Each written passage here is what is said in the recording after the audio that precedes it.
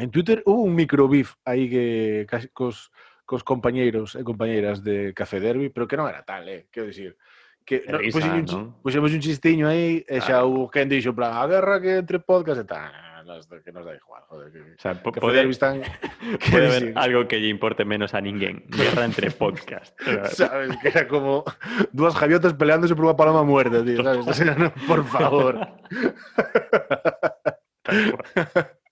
Joder, que sei, o Café Derby pues falan das cousas nas que creen, sabes? Sí. Es una liga en la que no pensamos entrar. Ese rollo de prepararse un programa, documentación. Bueno. Sí. Entonces, nada, nós estamos aquí para sumar. Así que nada, tamén vos poñemos na caixa de descripción aí os links de Café Derby para que votedes un que nos das. Bueno, que se queren vir un día, charlamos aí todos. Sí, crossover. Sí, que sí, por supuesto. No, sí. Sí, que veñan aquí. E nada, xe pasaremos as claves tamén do noso archivo da lista de invitados. Como basicamente o que fan, pues, nos invitamos a gente e tal, pues xa vos poñemos no Drive.